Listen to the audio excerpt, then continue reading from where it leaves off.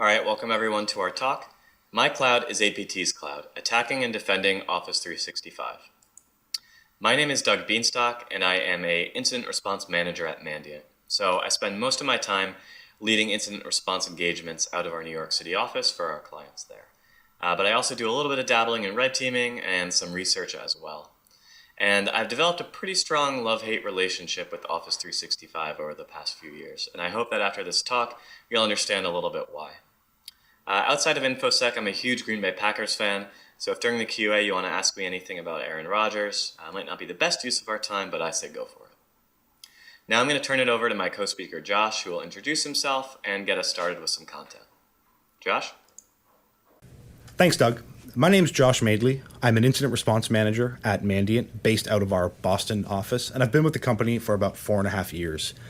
I like to think of myself as a bit of a cloud connoisseur.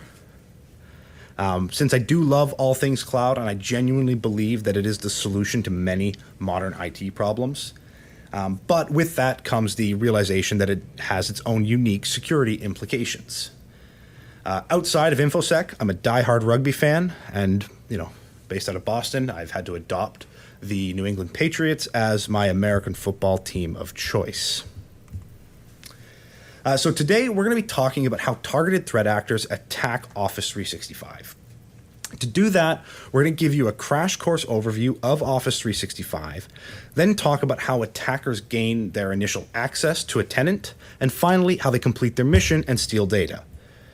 We want all of you to walk away from this presentation with the understanding that targeted threat groups are investing a lot of time and money into understanding Office 365 and understanding how to attack it. And that means that you need to as well. Now, one of the major misconceptions about Office 365 is that it is just email. Well, that may be true for some small organizations. For many, it is their entire authentication and collaboration platform. This includes Exchange Online, Active Directory Online, Microsoft Teams, SharePoint Online, Word Online. You get the point. Microsoft has moved their traditionally on-premise applications into the cloud and provided them as a software as a service model. Now, one of the important features of Office 365 is that it is accessible from anywhere in the world. There are no access restrictions unless your organization intentionally implements them. This means that identity and its corresponding metadata are used to determine if a user has rights to access their email or a Word document from a hotel Wi-Fi or an airplane. No VPN required. With that, though, we want to spend a few minutes talking about authentication and the two common hybrid identity models that we see organizations using.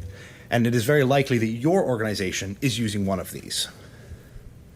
Now, first, there's managed authentication.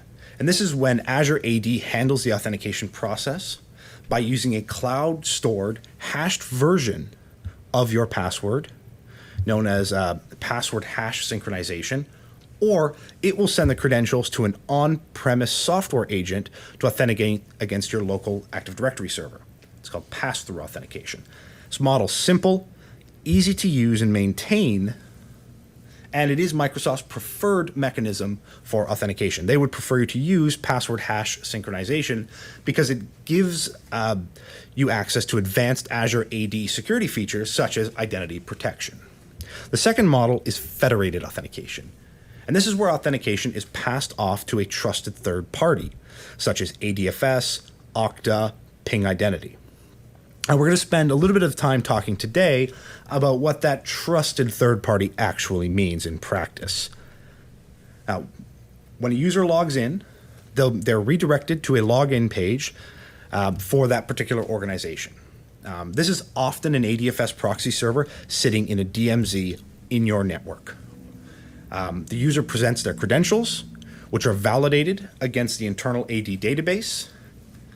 A successful authentication results in a signed SAML token being sent to the cloud. to assert that the user has provided the appropriate username, password, and if configured, satisfied the MFA requirements. Now, as you can imagine, this is a little harder to manage and maintain, but it does give some organizations added flexibility. Federated authentication is generally used by large enterprises. Now that we understand the basics of how authentication is handled, we need to discuss the two types of authentication. There's modern authentication, which is the default and recommended sign-in method, and effectively behind the scenes, it is OAuth. With this comes support for some advanced security features such as multi-factor authentication and conditional access policies. You can even use metadata about the device or location, or the location of the user, to determine if additional verification is required, such as a mobile push. Legacy authentication is used by, you guessed it, legacy protocols such as POP, IMAP, older versions of PowerShell, and AutoDiscover. It does not support multi-factor authentication because it is essentially HTTP basic auth. And the reason we have to talk about this is that it is enabled by default. And you as administrators and defenders need to proactively turn it off. Attackers know this and they extensively target it. Now, Microsoft will eventually disable this, but they've already extended the deadline once, so your guess is as good as mine when that will actually occur. Now, once the user has successfully authenticated, you as defenders need to know where this authentication is recorded and where the subsequent actions are recorded. Now, you're going to be given 3 core logs. You've got the unified, mailbox, and admin audit logs, along with Azure AD logs, mail trace logs, and the security and compliance reports. The unified log is the centralized solution for various Office 365 applications. The data it records varies by application.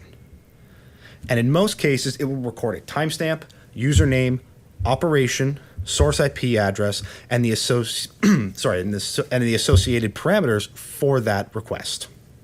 The data is stored for 90 days by default and can be accessed via PowerShell or a web UI.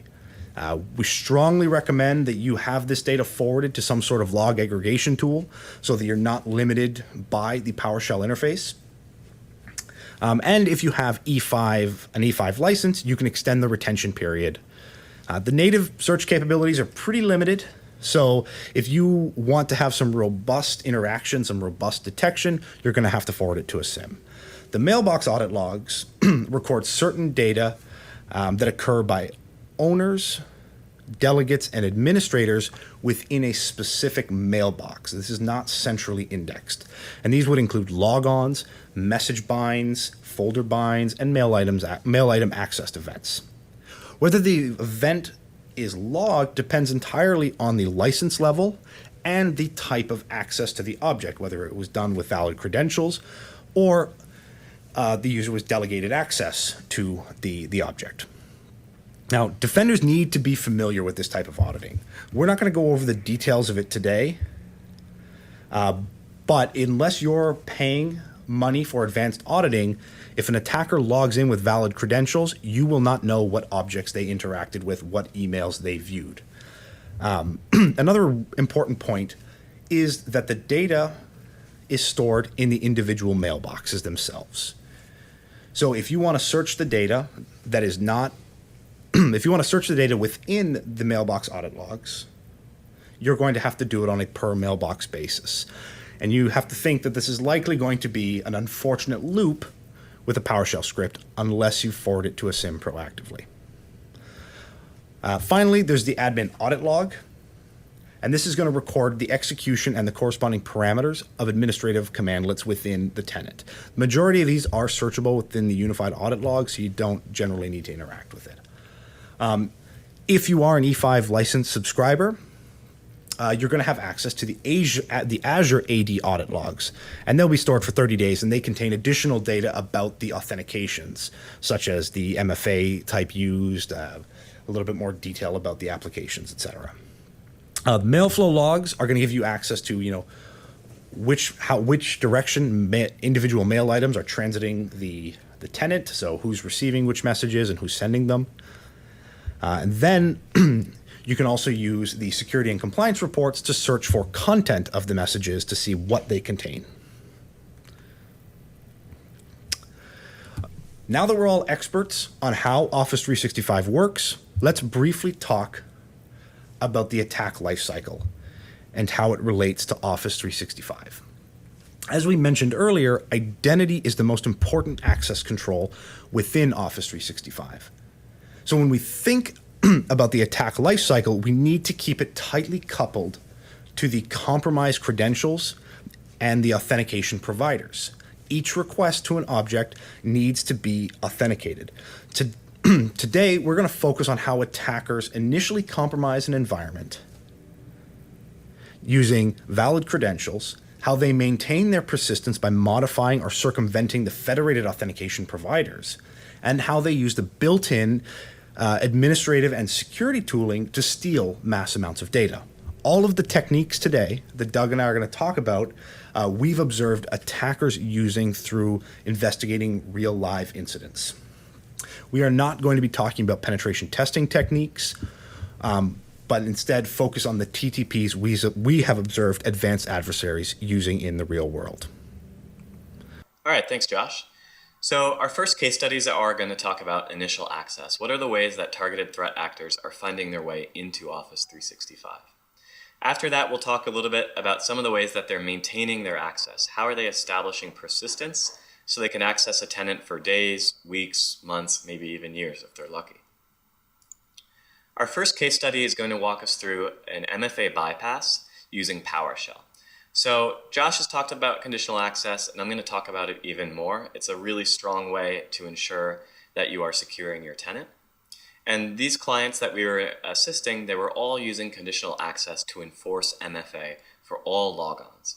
But somehow the attacker was actually managing to get around this, and through some initial testing, we couldn't exactly figure out how until we started looking at the Azure AD audit logs and the unified audit log. We found that the attacker was using a PowerShell module called Azure Active Directory PowerShell, or Azure AD.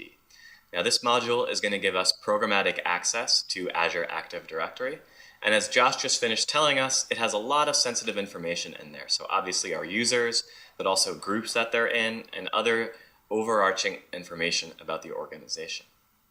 And what's interesting about this particular PowerShell module for Office 365 is that any user, even an unlicensed user, can access it, and you actually can't disable it. So with Exchange Online PowerShell, there's a setting you can use to disable it. That setting does not apply to this PowerShell module. And what's even more interesting to us, but also to the attacker at the time, was that this module did not go through conditional access, so it would completely bypass conditional access policies. The attacker found this out, and they used it to access a number of organizations that we assisted.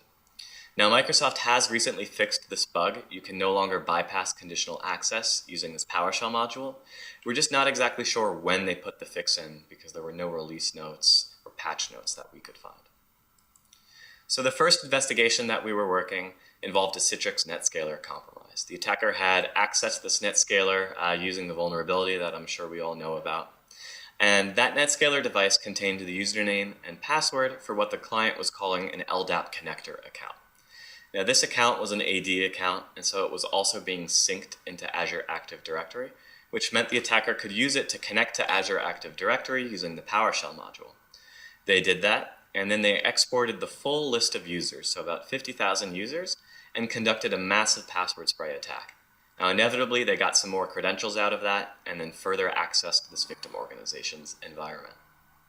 Now in some other case studies, we were also investigating password sprays. These are much smaller in scope, so likely the attacker had conducted some OSINT or had bought some lists, and was using that to try and authenticate to Azure AD PowerShell. Now, once they successfully got in, they exported as much information as they could, turned that information around, and used it to extort all of these organizations. So threatening to sell this information to criminals if the organization didn't buy it from them first. Now, our next case study, our next TTP also involves PowerShell, also involves a conditional access bypass. So this organization was using conditional access to enforce MFA for all sign-ins. but the attacker also found a way around conditional access using a different technique. In this case, we could see in the Azure AD audit logs that the attacker was using an application called the Microsoft Online Syndication Partner Portal, or the MOSPP. And the user agent contained a Windows binary called the MSOID SVC. Now, we had never heard of this before, neither had the client, and furthermore, the client was not using a partner to manage their tenant, so the partner portal thing just didn't make sense to us. After some digging, we found that the MSOID SVC, was the Microsoft Online Services Sign-In Assistant, which is basically an authentication broker that helps other desktop apps connect to Office 365. And this was actually a requirement for some applications and even PowerShell modules in the earlier days of Office 365. And that MOSPP, that partner portal, not a partner portal. It was actually a very early version of the Microsoft Exchange Online PowerShell module, a version from I think 2016 that you can actually no longer download from an official Microsoft website. And for context, we were conducting this investigation very early 2020. And now it turns out this combination of tools, the sign-in assistant and this old version of PowerShell, completely bypassed conditional access. So the attacker somehow figured this out and was using it to access the tenant. Now this has also been fixed. Again, we're not sure exactly when because there are no release notes, but sometime in the last few months this was closed and you can no longer use these tools to bypass conditional access. Now the last technique I want to talk about for initial access is OAuth abuse. I've already talked about this at some other conferences, as well as a pretty good FireEye blog post and a tool that I've created. And some of my peers in the InfoSec industry have blogged about this and created their own tools. But what it's boiling down to is the fact that Office 365, just like any cloud platform, is going to give third-party developers the ability to create applications that then access data on a user's behalf. So think about your calendar plugins, your Salesforce integration, maybe Boomerang for email. All of these are OAuth applications. And they're attractive to attackers for a few reasons. The first is they're using a legitimate Microsoft framework. So you can see the image here is the only thing that a user really sees. And it's a pretty simple yes or no prompt for them to allow an app. Now these applications are designed to bypass MFA because I don't want my calendar plugin to prompt me for MFA every day or every week or whatever. They also can access the user's data for 90 days, if not longer. So very attractive to attackers. And in fact, we've seen a number of campaigns since around 2018 of varying levels of sophistication. And Microsoft actually just recently took down a number of domains that were hosting OAuth abuse applications that attackers were using to conduct BEC attacks. So how can we stop this from happening? Well, first off, we should remove the ability for users to consent to apps, right? Just like we're not allowing our end users, or shouldn't be allowing our end users to install applications on their laptops, we should not be allowing them to consent to applications in Office 365. It just doesn't make sense. Now, if you have an E5 license or Cloud App Security, you can go a little further, or you can have a little more control. You can do some hunting, you can look for prevalence. You just basically have some more options available. Now that we understand initial access, let's move into persistence. How are attackers ensuring they have long-term access to Office 365? And it's important to note that all of these techniques require global admin privileges. So the attacker has already somehow escalated their privileges. That's out of scope for now.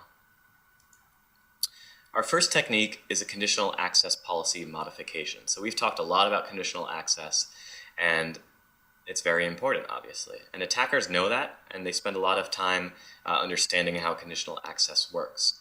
And so in this case, we had an attacker that was accessing Office 365 from the VPN. This VPN did not require MFA. Now, however, the victim organization was still using conditional access to enforce MFA as long as you were coming from somewhere else, from a Starbucks, for example. And to kind of set up this level of configuration, conditional access has a couple of tools available to us, right? So what the attacker was using and what this client was using is a IP-based exclusion list. So the client was calling it their MFA trusted IPs, the list of IP addresses that don't need MFA. The attacker found this list and they added an additional IP address to it. That IP address was actually a Microsoft IP address because the attacker's plan was to proxy all of their network traffic through an Azure VM. This had the added benefit that when an investigator, when an analyst is looking through the logs, they'll just see Microsoft IPs and they'll probably think it's legitimate.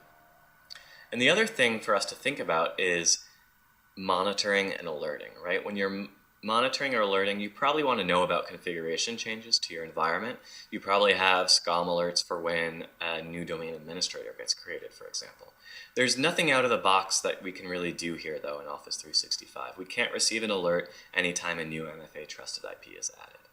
You need some additional logging or monitoring to do that. Now, moving on in Sophistication, we had another victim organization where the attacker was managing to access Office 365 even though the attacker didn't have MFA, obviously, and even though the victim was enforcing password resets and enforcing MFA. And we didn't see any of the other hallmarks of those conditional access bypasses that we have just finished talking about. It turns out what was happening is the attacker was using a bug in Office 365 as well as some very particular knowledge about how federated authentication works. So that bug was that you could add a new domain to a tenant and use it for federated auth even if you don't own that domain. So I could add google.com, for example. And the knowledge was the attacker knew specifically that Azure Active Directory is really only checking two pieces of information with those federated authentication tokens. The first one is obvious. They're checking that the digital signature is valid. And the second one is looking for a piece of information in those tokens called an immutable ID. The immutable ID is basically just a GUID which can map back to a user in the Azure Active Directory or in the Office 365 tenant. And so what the attacker was doing is they were creating authentication tokens for valid users in that tenant and then authenticating, regardless of the fact that they have just added this new federated domain called evil.com, but they were trying to authenticate to users called victim.org. That doesn't matter because those two domains were within the same tenant. So by setting a new additional unverified domain as a federated authentication provider, the attacker was basically telling Azure Active Directory, hey, I'm going to send you authentication tokens from this domain, and you can trust them for any user in the tenant, regardless of their domain. And because the attacker already had access to Office 365, to Azure Active Directory, they could export the full list of immutable IDs for all of the users, which now meant that they had all of the information they needed to create an authentication token for any user in the entire tenant. And this is going to bypass MFA because the attacker can add something to those authentication tokens that say, hey, this is a trusted authentication from a trusted location, don't worry about MFA. Now this bug has somewhat been fixed, so you can no longer set up an unverified domain, a domain you don't own, as a federated authentication provider. But if we think about it, it would be fairly trivial for an attacker to create a typo squatted domain, validate that they own it, because they're going to register it, and then add it as a new federated authentication provider and conduct the same attack. And just like with modifying conditional access, there are no alerts set up out of the box to tell us when a new domain gets added, when a new federated authentication provider gets added. And actually, this technique has been blogged about as far back as 2018 as a way for IT administrators to backdoor their own tenant in case they're worried that some cloud multi-factor provider, maybe Azure MFA, fails and locks them out. So the last technique I'm going to talk about is GoldSaml. And I've talked about this a lot at my Troopers talk back last year in 2019 and some tools that I released. But what it's boiling down to is the fact that the digital signature that ADFS servers create is relying on a signing key that sits in a database on that server. Now it is encrypted, but that encryption key sits within Active Directory and can easily be exported by a domain administrator. So what we now have is a way for an attacker to export a valid signing key and then create their own valid authentication tokens from anywhere in the world and just feed those to Azure Active Directory. And in fact, we've seen this in the wild. We've seen a case where an attacker was on-premise, so they were domain admin running around the network.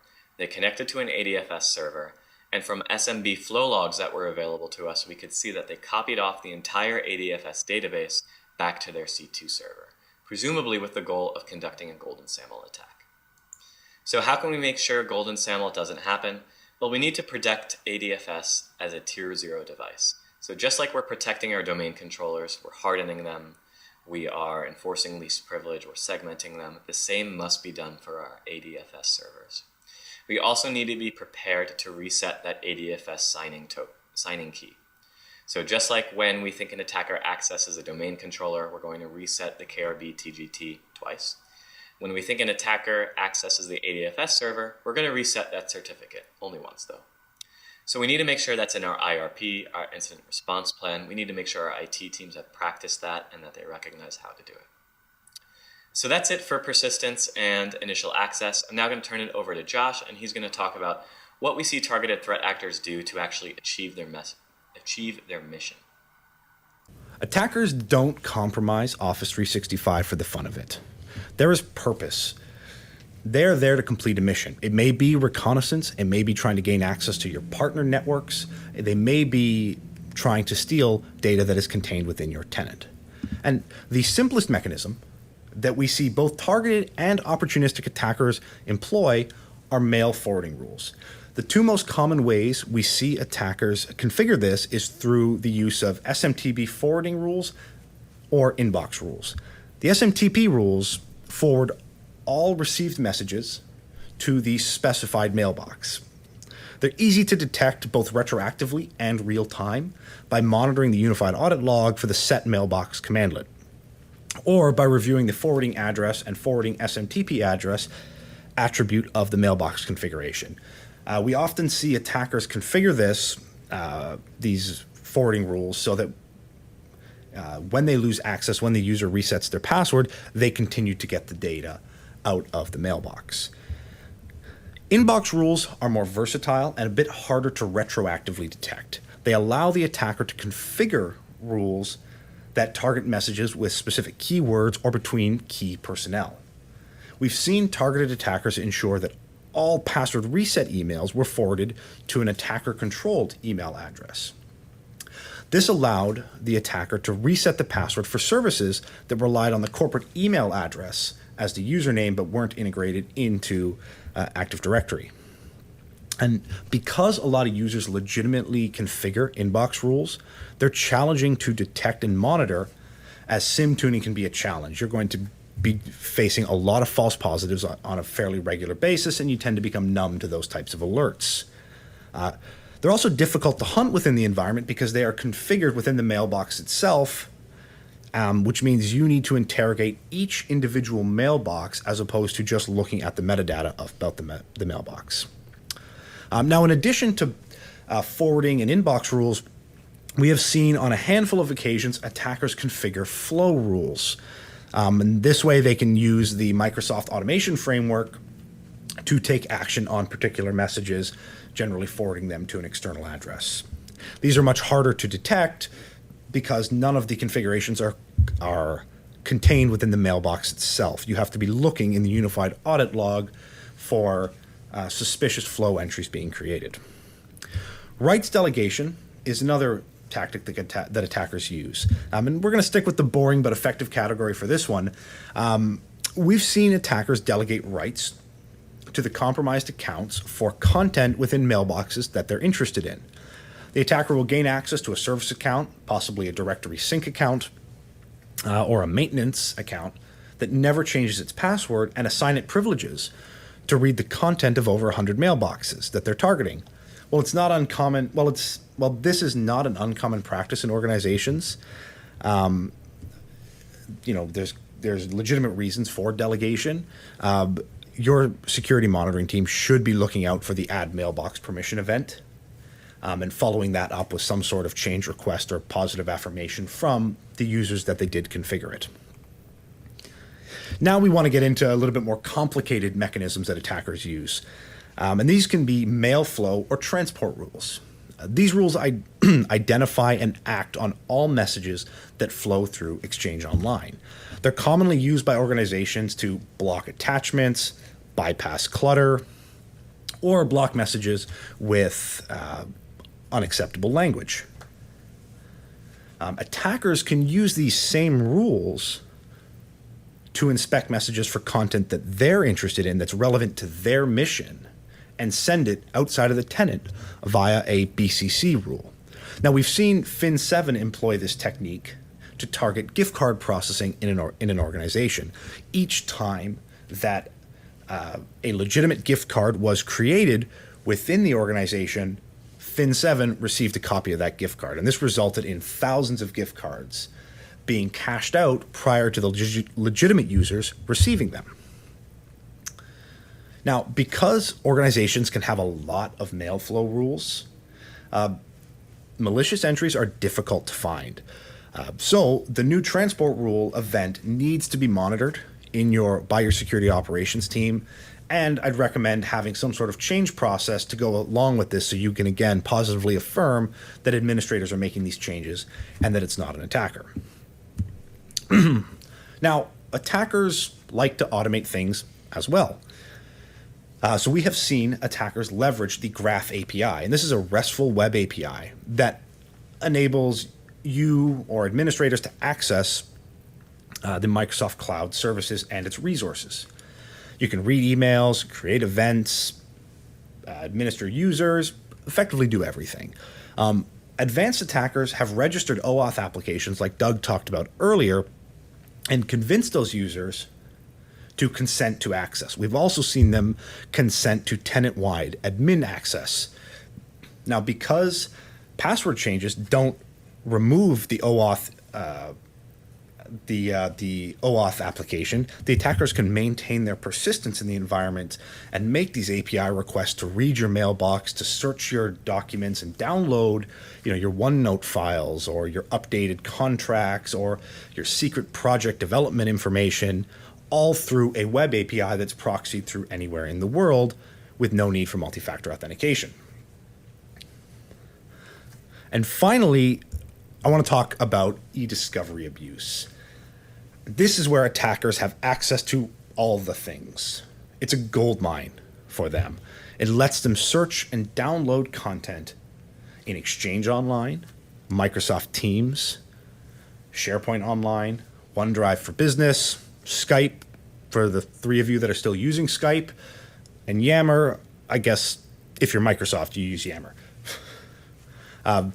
And the corresponding event log entries are missing some critical data like a session ID or IP addresses. So when you search the unified audit log for evidence of an attacker accessing or making a malicious search based on the indicators of compromise you've developed, namely an IP address, you will miss these events and you will potentially miss hundreds of gigabytes of data theft. And we've seen APT 35 leverage this capability with great success. They will log in, gain administrative access to a network. They will create an eDiscovery search, find all the data that they were interested in. In most cases, it's the RSA seed files for soft tokens that are mailed to users or emailed to users during provisioning. They will download the data and they will then delete the results. And this all happens in the span of a couple of hours. And once they delete the results, when a legitimate eDiscovery user logs into the console, all evidence of it has disappeared. So it's a particularly insidious way to gain access to your entire tenant. And it's critical that you as defenders micromanage the searches and exports of data that occur within eDiscovery. So on that happy note, I wanted to leave you guys with some closing thoughts. One, enforce MFA for everyone. Just do it now. There's no reason to wait. Ensure that you're sending your Office 365 logs to a SIM and you have alerts configured that detect what attackers are actually doing. And you need to understand the types of information that is in your O365 tenant. It's not just email. Your developers are sharing API keys within Teams chats, whether you like it or not. And using eDiscovery, they can find those API keys and gain access to a variety of other services and use this data as an easy hot point. And finally, it's important to understand that the APT groups are aware of how Office 365 works, and they're investing considerable effort into learning how to use it. So much so that they're not even afraid to make tenant-wide modifications like mail flow rules or modifying conditional access policies for your entire cloud infrastructure. Well, you might have a change control process. The attacker is not going to respect that. Thanks for listening. We appreciate you guys tuning in.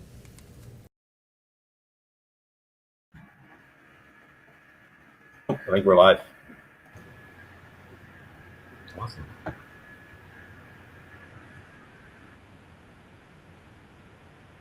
right, guys. Thanks and girls. Thanks for listening to our talk. I think most of the questions that were in the chat we answered, so I don't really know how this is supposed to work, but I guess if there are any other questions, we'll answer them as they come in.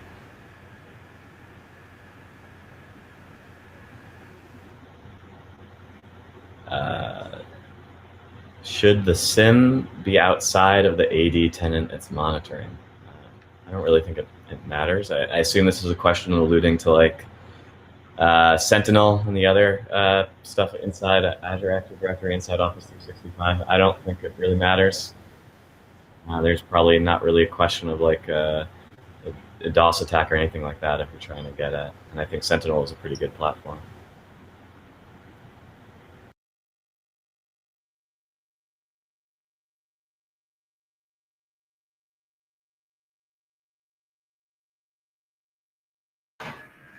In regards to the MITRE attack framework question, I'll confess I'm not an expert on the MITRE attack framework, and I don't know how any of these techniques map to it. I don't know, Doug, if you have any thoughts on that. Nope. There's a question. Let's see. Office 365 has built-in alerts. Are those adequate? I think those are a really great start, but part of what Josh and I have talked about here are a lot of ways that attackers are using legitimate features within Office 365 to their benefit, right? And so there certainly are some alerts for like new EDiscovery cases being launched, new forwarding rules being put in. Those are certainly good. Something an organization wants to be monitoring. But some of the more nuanced things, like someone modifying a conditional access policy, for example, or someone adding a new authentication provider, those I don't believe have any sort of default alerts. And it's something you really want to be monitoring, right? It's something that probably happens infrequently enough that it's okay to generate an alert for your SOC or for your CERT team. And that, to my knowledge, does not have any default within Office 365. I mean, Microsoft does have Sentinel, which I have limited experience with it. But anybody that I've talked to that's worked with it has come away with a fairly positive impression of the tool. You can also build in these custom alerts into your existing SIM if you integrate the two. And like Doug said, when attackers are leveraging existing functionality or legitimate functionality, you need to pay close attention to how your alerts are being configured and how you're following up on them and what your playbooks are for each alert, because you don't want to end up generating an alert for every EDiscovery search that's done in your tenant when you have a fairly active legal team. It's just you're gonna become numb to those alerts very quickly. So it's just a matter of building or developing solid workflows inside and outside of Office 365 to make your alerts more effective. Josh, there's a question about the Graph API because the video was chopping in and out. Do you want to briefly go over what attackers have used the Graph API for? Yeah, so at a really simple level, the attackers are using it to read mailbox or message content for mailbox that they're interested in. So the case that we worked on, the attacker had granted themselves or made a no-auth consent for an individual user's mailbox. This wasn't a tenant-wide access. That is possible, but that's not what we saw. The attacker then made repeated API requests to access content within the mailbox. I think it was close to 90 days before we were able to detect it and identify it.